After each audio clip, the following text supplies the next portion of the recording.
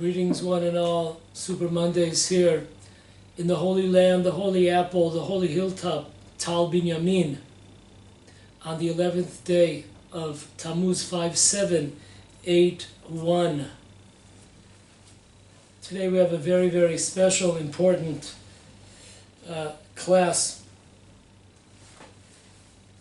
title, Be Prepared for Redemption, Sunday, June 27th, 2022.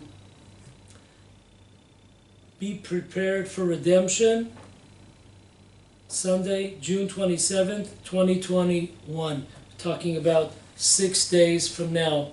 It's a very, very important class. And take out a piece of paper, take out a pen. We're going to learn some very, very important lessons here. This is a revolutionary, some ideas here are very, very revolutionary. Share the class. Try to get the message out. Okay, before we start, I have to tell a story. We all know that there's a principle. We brought it down before. In many books it's brought down that if a person looks into the portion of the week, we will see many of the current events that happened that week which will be connected. For example, 2 weeks ago we saw in front of Shaarei Tzedek Hospital in Jerusalem, we saw the ground open up and swallow 4 cars. Of course, that week's portion of the week was Korach, which talks about the earth opening up its mouth and swallowing people. So we got off easy this time with only monetary vehicles. Okay, now you can't make this stuff up. This happened the past week. Past week we had Parshat Chukat. One of the main subjects is there. Talks about Moses. Moses is supposed to say a word, a name of God, in order that the rock would give over water to the Jewish people. So once again, Moses was supposed to say a word, that word being a name of God. Instead of doing that, Moses hit the rock. So we see here, very, very important, the power of words. Moses, because he did not use his power of word or words, he was not allowed, he was punished, was not allowed to come into the land of Israel. Because of the fact that he did not come into the land of Israel, the Jewish people did not build the temple right away. Because of the fact that the Jewish people did not build the temple right away, after their entrance into the land of Israel, then we suffered, instead of redemption, we suffered various exiles. So we see the Torah puts a very, very big stress on this point of the power of a word or words. Where do we see it in the week? Right, the past week, maybe it's still going on, we have the World Cup, European World Cup of Soccer that's happening right now. And in a press conference after a game, the greatest player today in our times, his name is Ronaldo. And Ronaldo speaks Spanish. And after the game, one of the games, he had a press conference, as is an accepted custom after all types of sports. There's usually a press conference. The media comes and they ask different questions to various stars of the game. So Ronaldo sits down at the press conference, and in front of his face there are 2 small Coke bottles. And so Ronaldo sits down, takes his hands, and he moves over to the right of himself. You cannot see it any longer on the screen of the of TV or your computers. And then he pulls out from somewhere, he pulls out a bottle of water. And he uses one word, agua. For those that are not familiar, Spanish, it means water. Folks, hold on, put on those seatbelts. Can't make this stuff up. That day, Coca-Cola lost in their stocks 5 billion, not million, that's with a B. $5 billion because of that move by Ronaldo. Getting rid of that poison Coke and bringing out the water. That statement. He said one word, agua. The power of one word. Can you believe it? In the portion of the week, Chukat, where we're talking about the power of words. Moses was supposed to say one word, a various way to pronounce one of God's names. And he did not use that one word. And because of that, disaster fell upon himself and also the Jewish people. So this is really amazing. By the way, when I told over this idea on Shabbat, I was in Jerusalem by friends of mine, Nachman and Miriam Fuderman. Gave them a plug. Anyways, Miriam Fuderman said, oh, also it's water, which of course is connected to this week's Parsha. The same story of the power of words is the story of Moses trying to deliver water for the Jewish people. So that was cute. That was great, Miriam. Also, of course, her name is Miriam, and Miriam was responsible for the well. So that's another check for water. Okay, an amazing class with God's help. This class should be in order to remove the divine presence from the exile for the sake of heaven, to allow us to become a little bit better Jews. So here we go. On the 16th day of Tammuz, this is Torah, this is a story from the Torah, the Erev Rav, the multitudes of nations that left Egypt with the Jewish people, who outnumbered the Jewish people, came to Aaron complaining that they no longer had their leader Moses. It appeared to them that Moses had passed away, and therefore they were demanding from Aaron, the priest, Moses' brother, we need another type of middleman, another type of leader. Build us a golden calf. Aaron replies, one of the statements that Aaron replies is an amazing few words that we do not realize.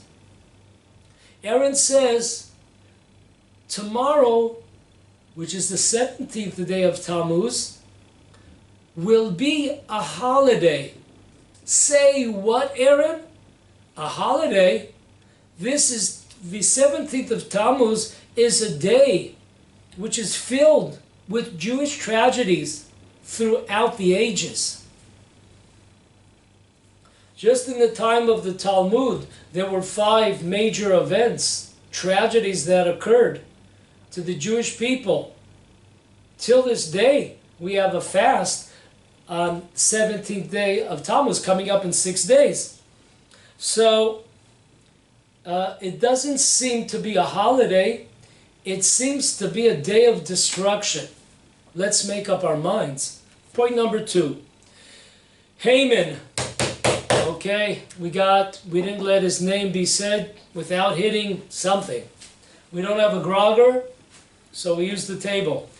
Haman was looking for the best possible, or actually the worst possible Jewish month, the month of tragedies for the Jewish people, in order to choose that month as the month to destroy all Jews, men, women, and children.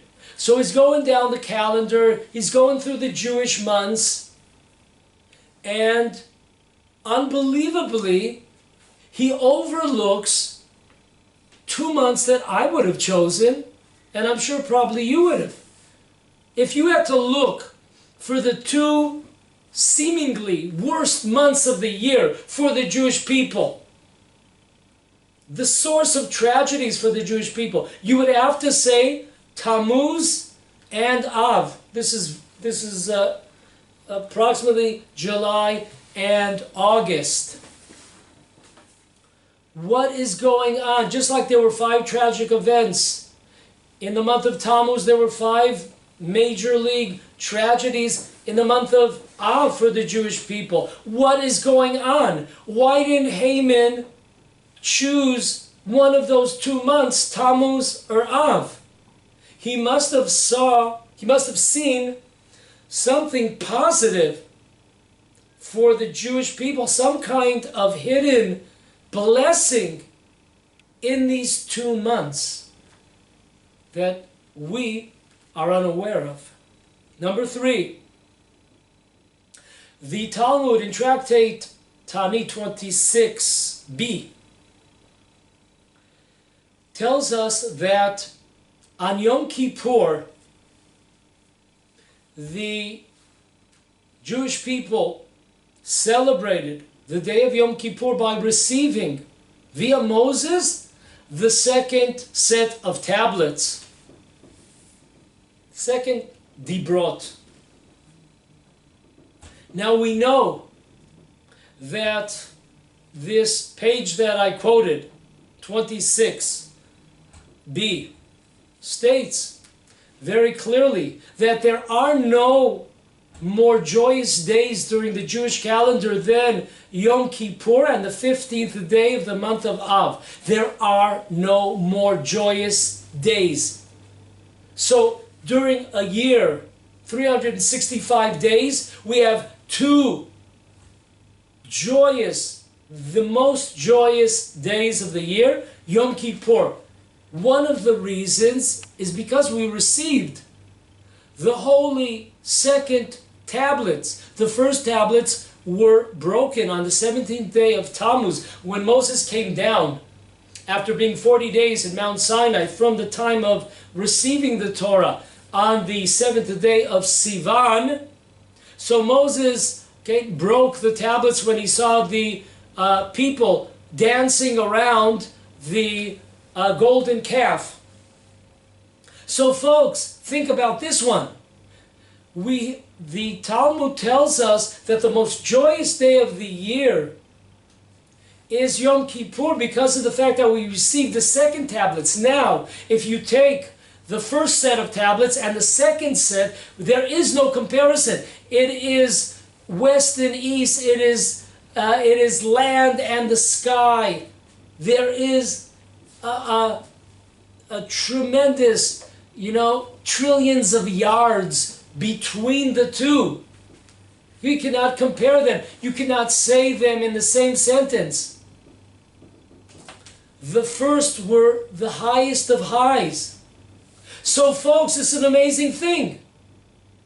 God had intended the 17th day of Tammuz to be a tremendous holiday, to receive the first set of tablets, which are a zillion times greater, loftier, holier than the 2nd set. What is going on? Of all days of the year that God has to choose, He has 365. Why does He choose to give the tablets on the 17th day of Tammuz, a bad news day for the Jews? What is going on behind the scenes on the 17th day of Tammuz? This year it falls out on Sunday, June 27.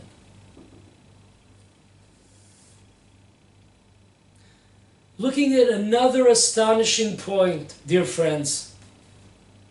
Twice during the year, we have a copycat 22-day period of time. One of these 22-day period of time is during the holiday month of Tishrei, from the new year, Rosh Hashanah, until Shmini Atzeret or Simchat Torah, 22-day period. It begins on the 1st and ends on the 22nd. This period of time, this 22-day period of time, is a tremendously uplifting, spiritually, a happy time.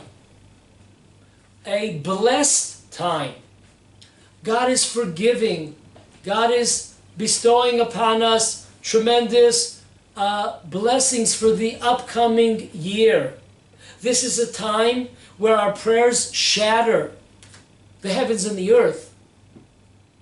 But there is another exact 22-day period of time when it's coming up starting on Sunday. And it is 22 days, not 21. Do the math.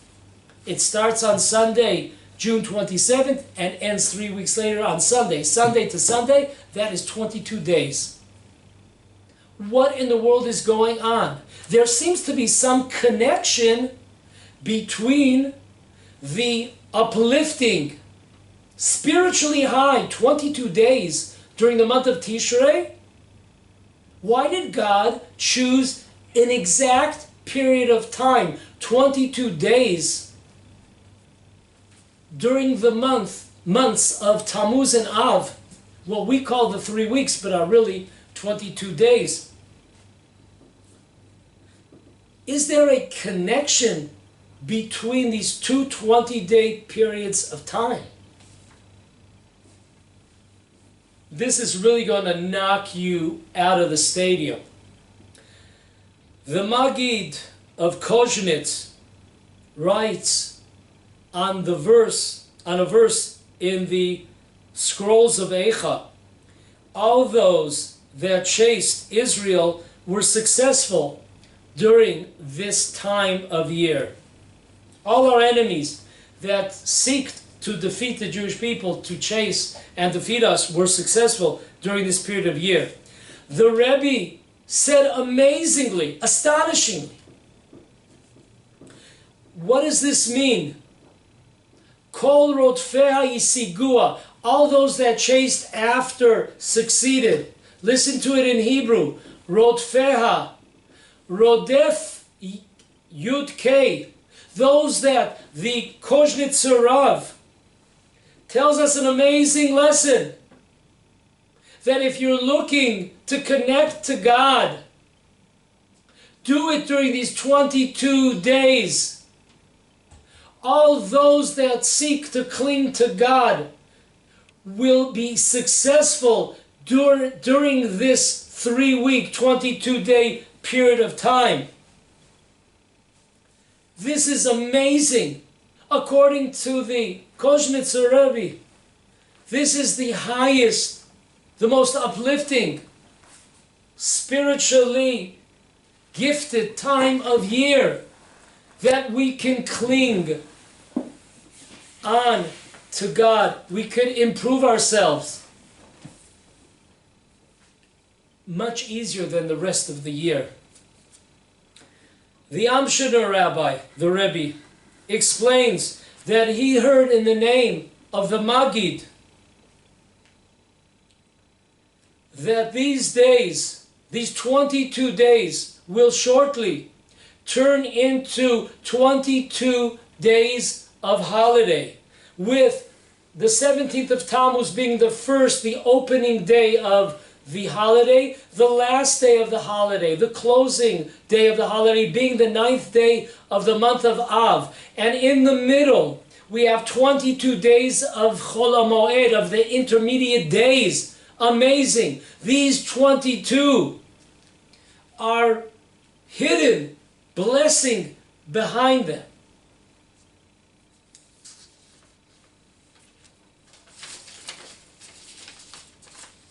In our generation, Rabbi Yitzchak Ginsburg points out an amazing point. Probably only Rabbi Yitzchak Ginsburg can come up with this. He says the following: if we count the amount of days, holidays, that exist in the Jewish calendar, we're talking about the Shalosh Regalim, the 3 times of year that the Jewish people go up to Jerusalem. We're talking about 8 days of Sukkot, 7 days of Passover, that's 15, and 1 plus 6 days of Shavuot. What does that mean? Shavuot is 1 day. That is true. However, if somebody was not able to bring a sacrifice on the first day of Shavuot, like all holidays that are at least 7 days, you have 6 more possible opportunities, 6 more days to bring it. That's 7 days. That's why, if you ever wondered, why don't we say a day or 2 days after the holiday of Shavuot, why do we continue not saying the Tachanun, the sad prayer of Tachanun? That's because it is really a 7-day holiday. However, God did not want to. It's the crescendo of the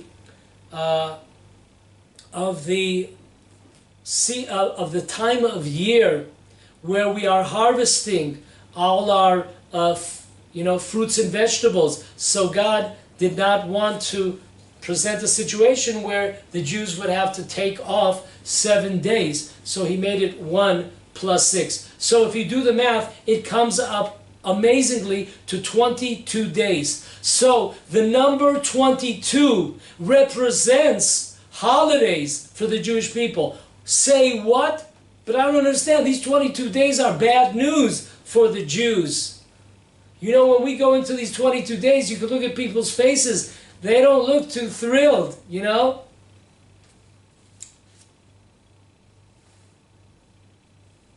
Next step on our journey.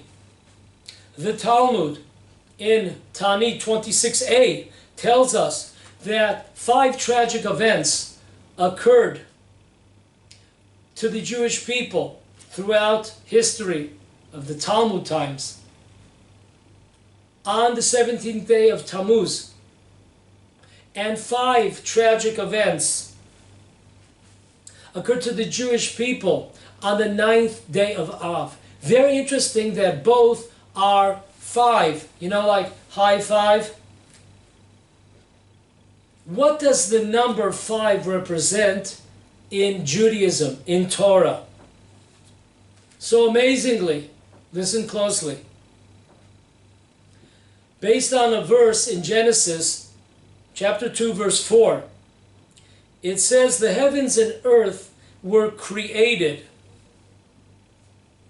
If you look at the word created, bihi baram, the hey stands out. It's a little letter.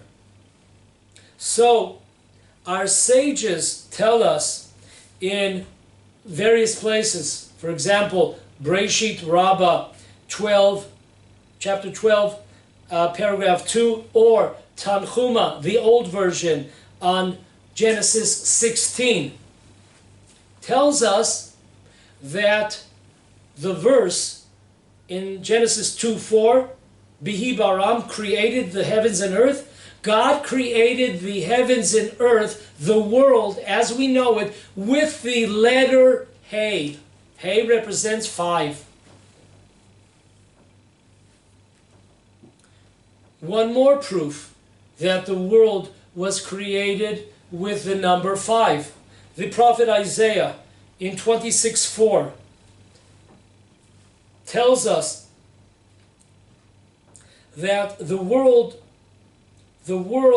was created by Yud K. We say it every day in our morning prayers. Ki Beka Hashem Tzur Olamim. God created the world with the letters Yud and K, or Hey. So, our sages tell us that this world was created with the letter Hey, and the world to come was created with the smallest of letters, the letter Yud. Rashi, on the verse of Genesis 2:4, explains, why was the world, what does that teach us, that the world to come was created with the smallest letter of the alphabet, the letter Yud? What is that coming to teach me today for all generations? An amazing lesson. That the Yud created, the smallest letter created the future world, because of the fact that the righteous are few in numbers. Those that have reached paradise, the coming world, the future world, are small in numbers. So that is the small letter of Yud. On the other hand, Rashi continues to tell us that hey, this world was created with the letter Hey.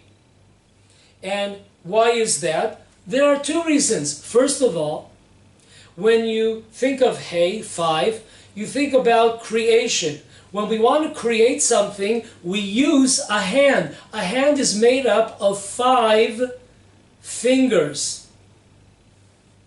So, therefore, it's very straightforward, understandable, that creation is represented by the number 5. 5 is a hand, and all of our doings, all of our creation, all of our startups, all of our ideas, we create with our hand, 5.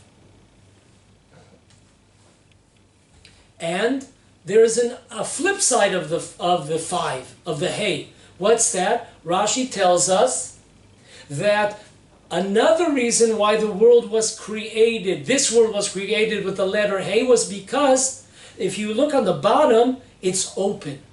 Totally open. Why? To teach us an important lesson, that it's so easy to slip down, to fall in this world.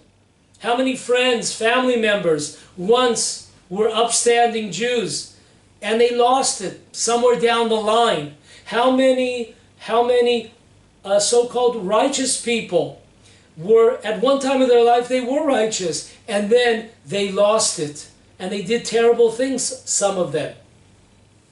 So Rashi is telling us an amazing lesson, that it is true that the world was created, this world was created with a Hey. Hey is building. We could build tremendous spirituality, tremendous deeds, thoughts in this world, prayers. We could all build. However, also 5 represents, if not utilized properly, it represents our downfall. That's why it's open on the bottom. Like, I remember when I was a kid in Los Angeles, there used to be a towing company. They had a saying which I really liked always, till this day. It's, you wreck 'em, letter U, you wreck 'em, we fix 'em. So, very interesting. Like, in the same sentence, we're talking about fixing a building, and we're talking about wrecking. That is the idea behind the letter Hey, 5. We could build, or we could take our same 5 fingers, our hand, and destroy what has been built. It says that Yochanan, the Kohen Gadol, the high priest, he was righteous for 80 years and then he fell. Amazing. With our hands we build, and with our hands we destroyed.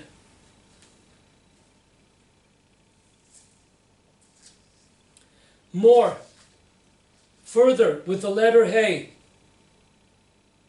This is brought down in many of the interior spiritual books, the Arizal, Rav Chaim Vital, and others. Hey represents procreation, Priyah Riviyah, bringing new life into the world. This is based on a verse in Genesis when Joseph speaks to the Egyptians who are suffering 7 years of a famine. They come to Joseph and they say to him, bring us food. Hey lachem zera. Now zera also means seed. So the letter Hey, it says Hey lachem. The letter Hey, you could spell the letter Hey, Hey Aleph. represents procreation. How do we see this? For example, there was a tremendous righteous woman named Sarai with a yud at the end. She had no children. There was a tremendous giant named Abraham without a hay. And both of them received what letter? Hay. Once they received the letters Hay, they conceived a child. Look further on.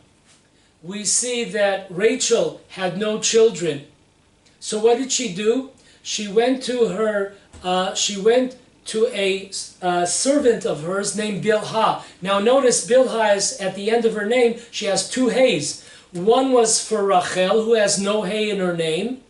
And if she wants to conceive and give birth, we said the letter of building, of procreation, multiplying, is represented by hay. So therefore, she needed one hay for herself. And Jacob, of course, also does not have a letter hay in his name. So therefore, he receives a letter hay. And thank God, all of them had children. Now, we have another thing to consider. So far, let's just summarize it up. We've seen that there were 5 tragic events that happened on the 17th day of Tammuz. There were 5 tragic events that happened to the Jewish people on the 9th day of Av. This is an amazing concept because on one hand it seems like the number 5 that the Talmud is trying to get over and make sure that we get it into our hearts and souls, the number 5. There is a lesson to be learned here. And that lesson seems to be that this is a time of building, of procreation. However, as we said, there's a flip side to this. If we do not utilize this potentially great time of year, then we fall. Just like the hay. God created the world with hay, representing creating. However, on the bottom, it is all open. It's very, very easy to fall. And as we said, we could build with our hands or we could destroy with our hands. And now, to continue this idea of a coin with 2 sides, we have the Bitzalel. Bitzalel was a 13-year-old youth. He was chosen of all the Jewish people to build the tabernacle in the desert. Now, how did he do that? He was 13 years old. He never went to college to receive a degree in architecture. So how did he do that? So it says that Bitzalel, our sages tell us, in Tractate Brachot 55a, we are told that Bitzalel, this 13-year-old youth, he knew how to utilize the 22 letters of the Jewish alphabet to create the vessels of the tabernacle. I.e., that just like God used the 22 letters of the Jewish alphabet to create the world as we know it, so too Bitzalel would take those 22 letters of the alphabet that were used to create by taking letters and mixing them up and putting them in various orders. That comes God's names, secret names, and from there comes creation. So, just like the world was created with the 22 letters of the Jewish alphabet, so too the tabernacle, Bitzalel utilized the 22 letters of creation to create vessels of the tabernacle. And we know that each vessel is connected to a different vantage point of our world. So if you looked at the tabernacle and you really understood it, you would see the entire world in front of you. All the levels of the inanimate objects, and the plant kingdom, and the animal kingdom, and people, and the Jewish people, etc., nature, you would all be able to connect it back to creation of the world. You would look at the vessels of the tabernacle, and you would be able to return to creation of the world. Amazing. Now, we see that God created the world also. We said on one hand with the letter Hey, there's various levels of the world. So certain levels of the world were created with specifically the letter Hey, 5, and other items were created by all of the other 21 letters. However, if we look at the scrolls of Eicha, which we read on the 9th day of Av, we will see that Jeremiah the prophet wrote these 5 chapters according to the ABCs, the alphabet. So this doesn't seem like a creation time. This we're reading the scrolls of the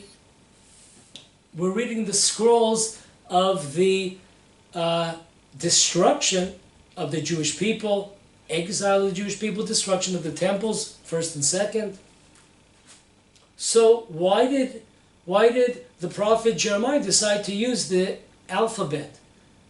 Amazingly, once again, we have a flip side of the coin. On one hand, these are letters to create the world. These are letters to create the tabernacle. On the other hand, when the Jewish people do not utilize the world, and we, so to speak, profane the 22 letters of the Torah, therefore, the world is destroyed with the 22 letters. Once again, a hand creates, builds, forms, and a hand destroys. I remember I lived in the Sinai Desert in the city of Yamit. The Jewish people built that city, and the Jewish soldiers and police with their hands destroyed that city, and there are many, many other communities that have been built and destroyed by the same Jewish people.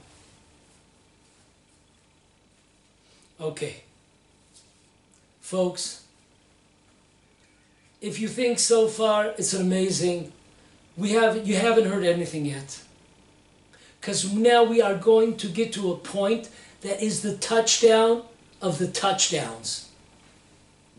Really amazing. This just like knocks the lid off.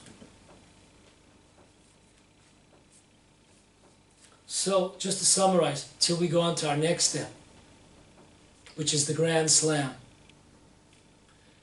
We see that the potential of the 17th day of Tammuz, as Aaron looked out to the Jewish people and said, tomorrow will be a holiday. He was not jiving. He was not lying. He was telling the truth. The potential, the greatness of these 3 weeks, these 22 days, is like unlike any other time of the year. The title of our class, Are We Ready for Redemption? We must not go into these 22 days with our heads down. Go with your heads up. We must all go with our heads up. This is a tremendous time of the year. As the Koznitzer Rebbe said, if you want to cling on to God, if you want to improve oneself, this is the time. These are the 22 years, 22 days to do it. So get that smirk, get that sad face off your lips. This is a time for work. This is the time to bring redemption. This is the closest of the year that we can come. However, if not utilized, if not taken advantage, we've seen that these periods of time, 17th day of Tammuz until the 9th day of Av, could also turn out to be the worst times of the year. So that answers all our questions. Go back to the beginning. We asked about 5 questions where it's seemingly, we saw that the 17th day of Tammuz was a holiday, was a good time, or the month of Tammuz was a good month for the Jewish people. Now we understand it is. However, if not utilized, we're in hot water. Now we go on to the next step. Build up higher. We're going even higher now. The Khatam Sofer writes on his commentary on the book of Ruth. He writes that based on the words of our sages, Yalkut Shimoni, 601, chapter 601, paragraph 22, Ruth and Naomi, her mother-in-law, arrived back in the land of Israel on the 2nd day of Passover. That is the 16th day of Nisan. 16th day of Nisan, as we all know, is the day where in the times of the temple, the barley offering was given, or in order to allow new grains to be used. Only after the barley, which grows at this time of the year, we're talking about the 2nd day of Passover, it's the only thing growing this time of year in the Holy Land. So after it is brought, that enables to down the road use other grains, other new produce grains. Now, the period of time between the harvest of the barley and the harvest of the wheat is a 3-month period. Our sages tell us, this is brought down in the same book, Yalkut Shimoni, just a different location, 604 chapter, verse, paragraph 3. So, if we do the math, we said that Naomi and her daughter-in-law Ruth arrived back in the land of Israel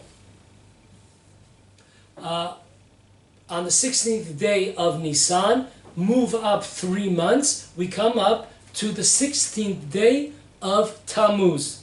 Very interesting, 16th day of Tammuz. Based on a verse in Ruth, chapter 3, verse 18, Naomi assures her daughter-in-law Ruth that Boaz will make a decision today whether Boaz will marry Ruth, or perhaps some other redeemer will marry Ruth, who of course lost her husband.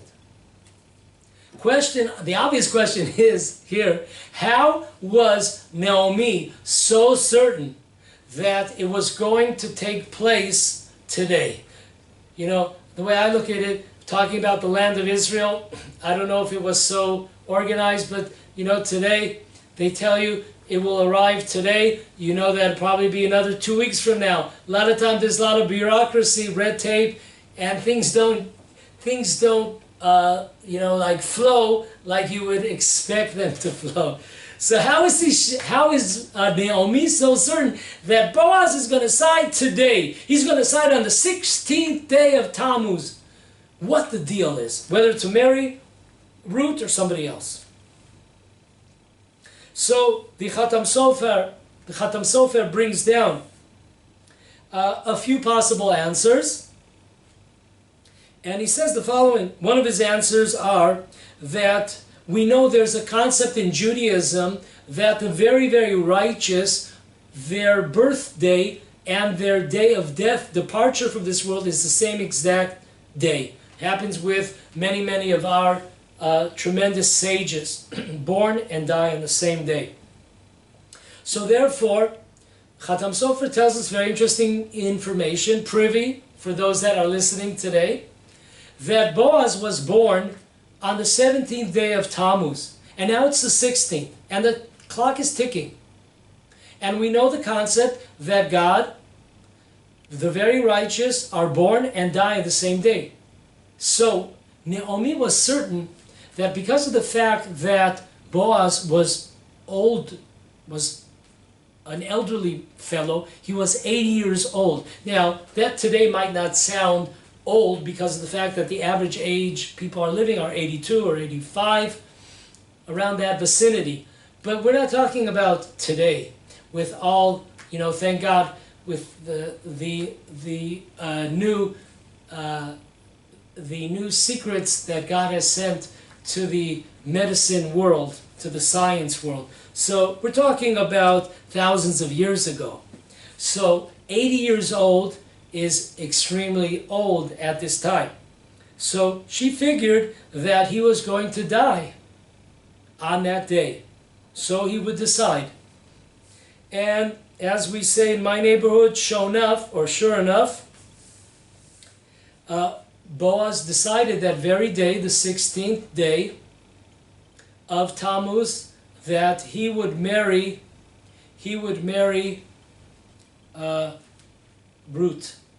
So, on the eve of the 17th day of Tammuz, they married, and that night, Ruth conceived a baby, which we all know would be later on, 9 months later, would be a baby named Oved, the grandfather of King David, so to speak, the forefather of the Messiah. You got it. That night, later on at that night, Boaz passed away. So they were married for like a day, not even 24 hours. So, folks, we have a lot of way out, unbelievable, amazing information. If somebody would ask us, hey, what are the 2 worst days of the year? Most people will tell you, the 70th day of Tammuz. Jews don't like fasting. Jews like eating. They have like Kiddush clubs, and they like eating. And, they look for any excuse. You look on some calendars of various Chassidut. Every day they have some kind of celebration. Somebody sneezed, they have a celebration. Somebody coughed, they have a celebration. So these are really difficult times for the Jewish people. Of course, just say jokingly, because the depth of the tragedies of this day, and also the 9th of Av. But folks, let's wake ourselves up here. Do you understand what we just said? It turns out that the 17th of Tammuz is the highest of highs. It is the day that the forefather of the coming Messiah from the family of David will come, was conceived on the 17th day of Tammuz. An amazing event, amazingly happy event, an event that spells redemption for us today. But it goes further. If we look at our sources on the 9th of Av, we are told in a few places, for example, the Jerusalem Talmud, Tractate Brachot, chapter 2, paragraph law 4.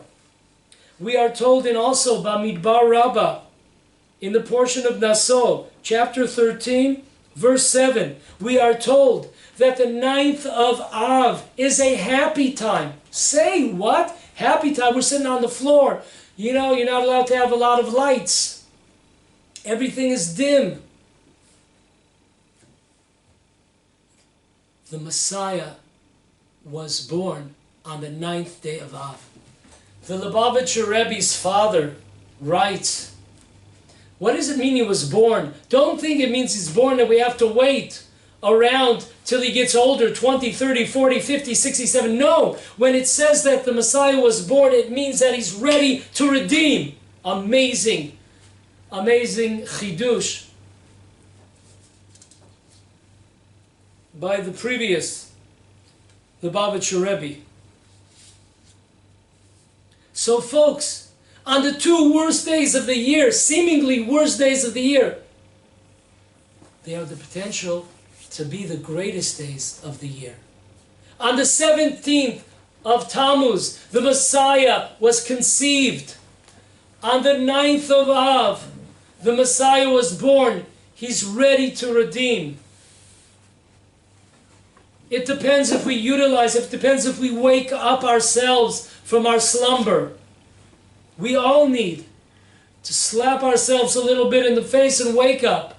We all need wake-up calls. And this is it. We must go into these 22 days not bummed out, but spiritually charged up and happy with the opportunity that this time of year is the most apropos to bring the opposite, the redemption. If you think you've heard it all, we have one more step for you. I hope your heart can take all of this. Our last step. Folks, this is an amazing lesson. Remember it always, because the world of ours is confusing. In Hebrew, the world is olam. Olam means concealed. God concealed himself in the world. We cannot, just like the sun, you can't look at the sun straight on. You need some types of filters to look at the sun. How much more so God? So God, when he created the world, he had to, so to speak, limit himself in order that the world would be able to exist. So the reason why, there was just a report today that atheists are on the same level of calmness as people of faith. They just come out with some report today. There's no difference, according to this report, of people of faith and atheists. So in this world, folks, you could be an atheist. Why? Because in order to create the world, God had to conceal himself. Because if God didn't conceal himself, we would not be here. Just like on Mount Sinai, when God revealed to a certain degree, a small degree, when God revealed to him a certain degree, the Jewish people died and needed to be revived. And when they were revived, they died again. This was going on constantly at Mount Sinai. So there's no problem to be an atheist, because God has concealed himself in the world. And that's why in Hebrew, the holy tongue, world means concealment. So folks, in an amazing, this is a tremendous chidush, tremendous new take.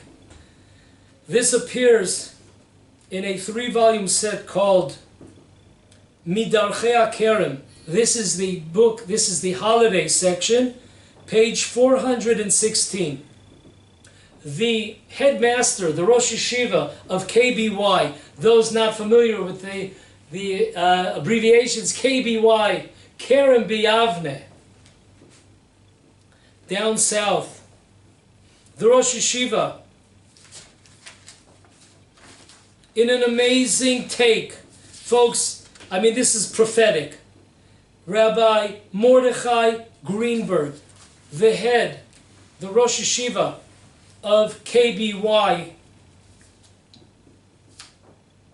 tells us an amazing lesson. To understand this lesson, we must give a few summaries here. Number one, the Talmud in Tractate Chulin, page 63, side A, tells us that there is an impure bird called Racham, but it has another name. It's called Shrakrak, which means whistle. Yeah.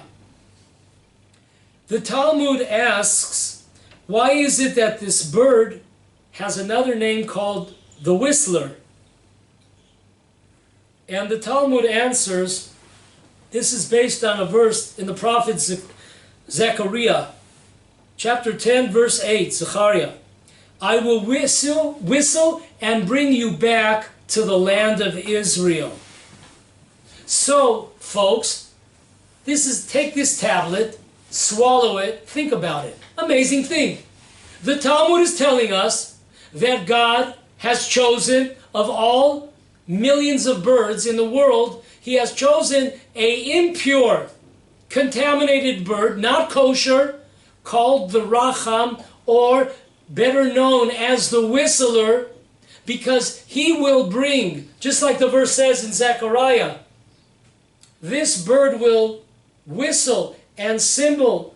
This will be this will symbolize bringing the redemption to the land of Israel and to the world. Of all birds, God, why don't you take some kosher, holy bird?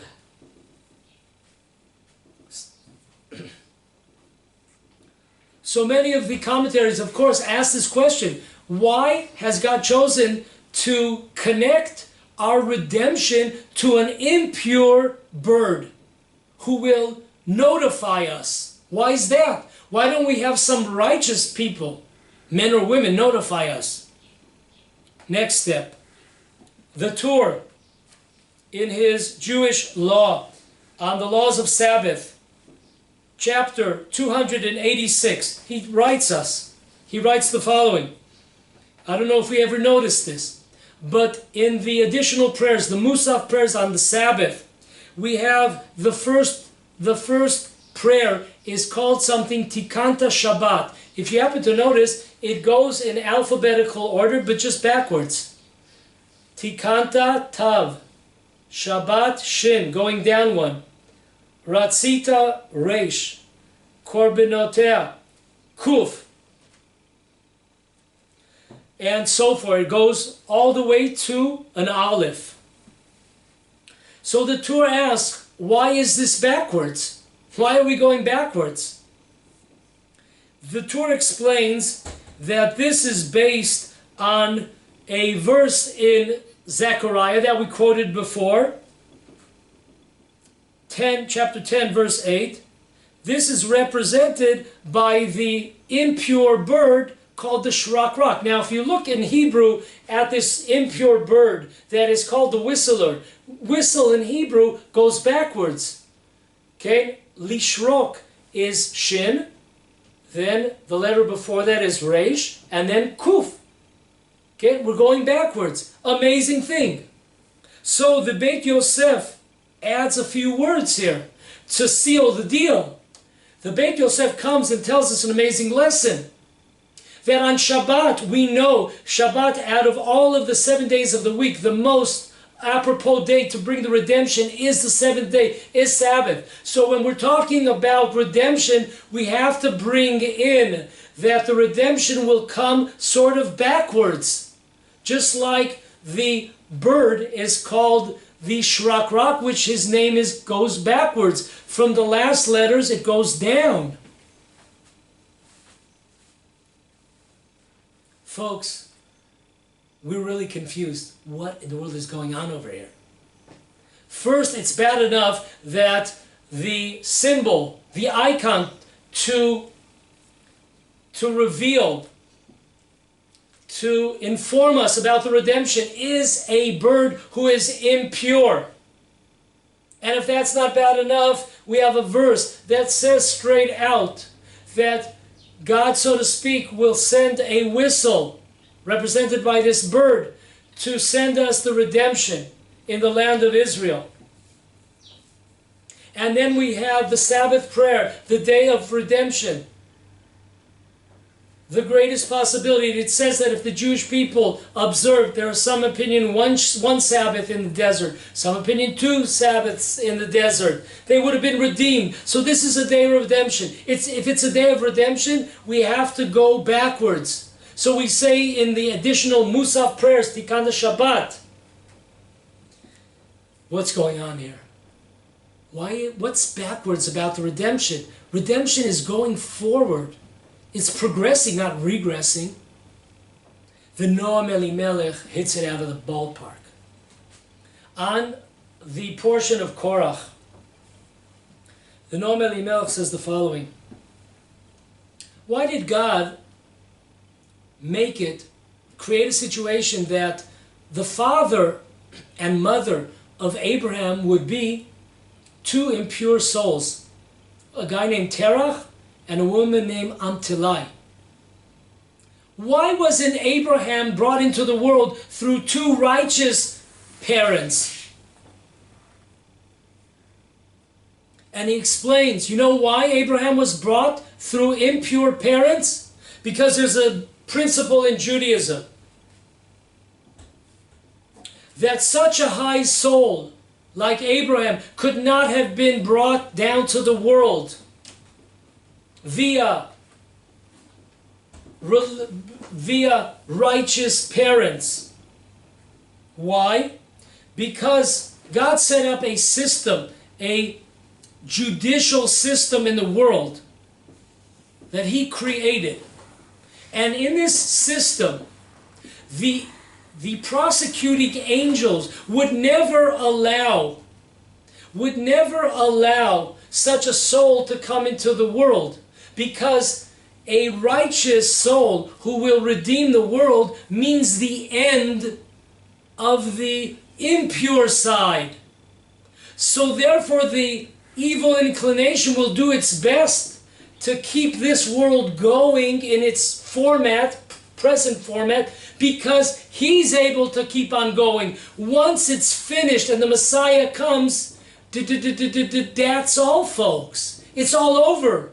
It's the date for the evil inclination. So therefore, the Noam Elimelech amazingly tells us that in order to bring in high souls, in order to bring in redemption to the world, you have to bring it through impure vessels. And this way the prosecuting angels will allow it to come in, to be born into this world, because they look and they see impurity. So they're not worried that the world is going to come to an end and their job is finished. So they'll allow it to pass through. You pass go and you collect 200, baby. Amazing.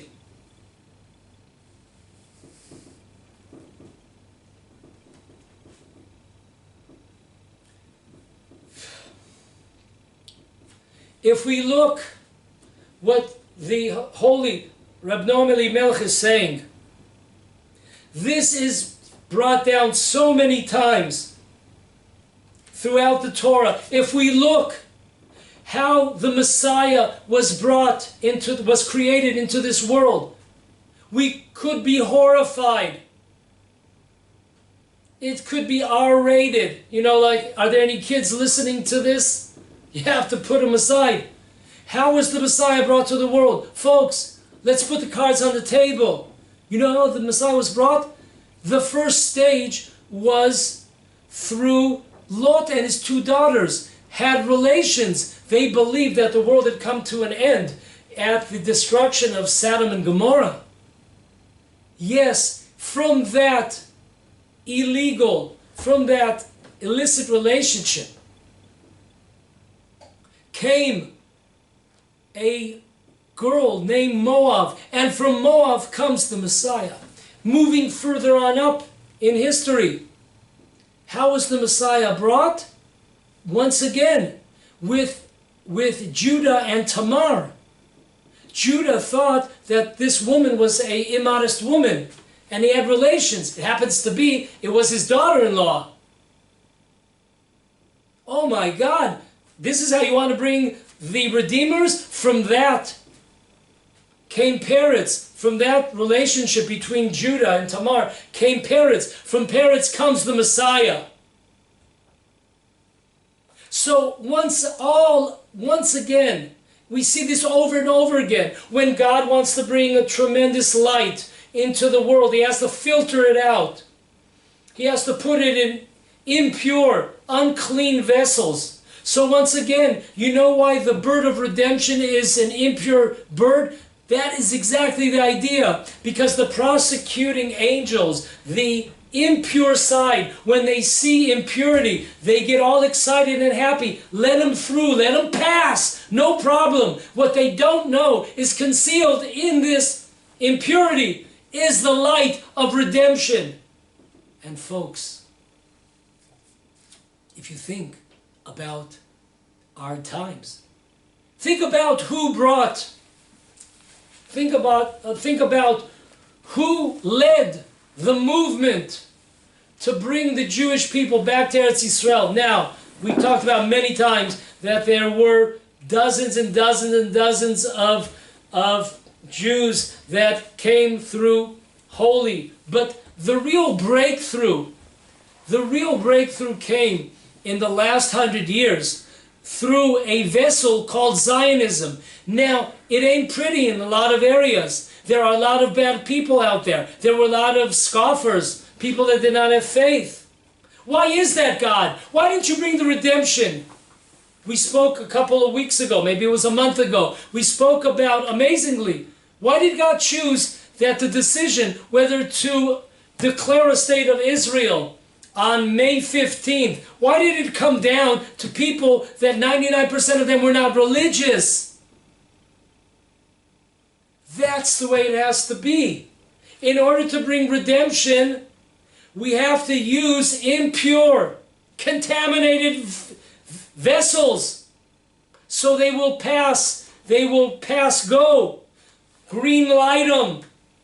And then from within, like a Trojan horse, from within the horse, come out the righteous and the redemption and the light. Amazing. That is exactly the story of the state of Israel. It's about time we understand that this wasn't an accident. This was created in order to bring the redemption. The state of Israel is in so many facets so awful. That's in order to conceal the light within, which is coming in our days, God willing. So, just to end it,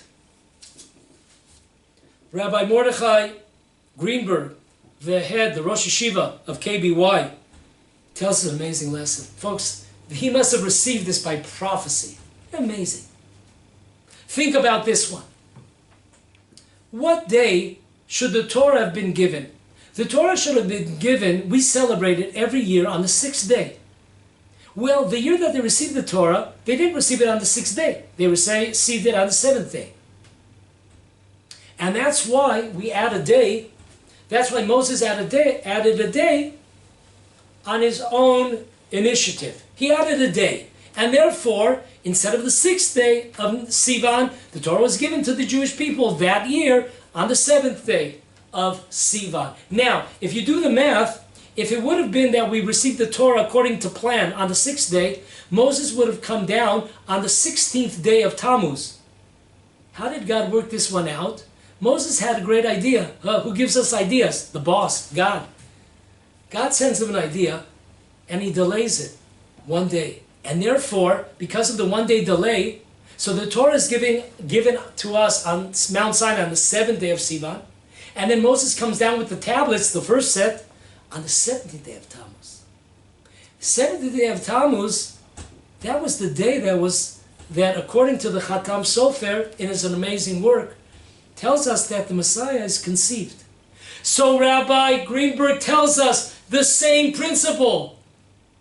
Why did this happen? Why did God work it out that Moses would add a day? That's very unusual. Moses on his own initiative. We always praise Moses and Aaron that they did exactly what they were told. Here, they on their own initiative? Yes, this was an idea placed in their minds by God, of course. Why? Because we have to create a smoke screen. On the 17th day of Tammuz, we must create a smoke screen.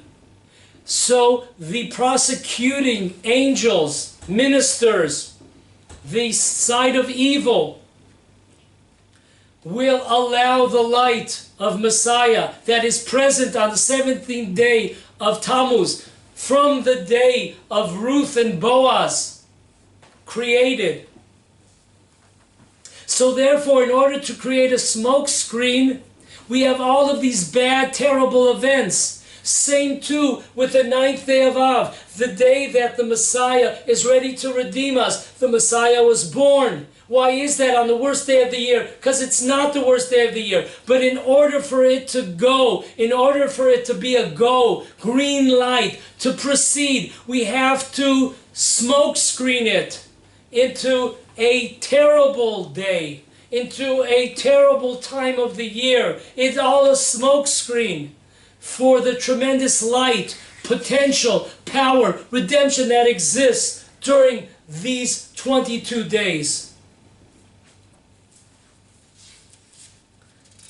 Folks,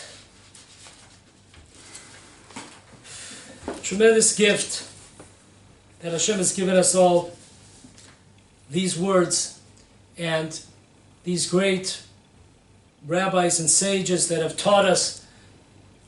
This year it will be different. God willing, myself, all of us included, when we enter the 22 days, it will be a time of tremendous hope and anticipation, and a time to change ourselves for the better. And God willing, as the title of our class, are we prepared for redemption? June 27th, 2021. May we see it this year in our times.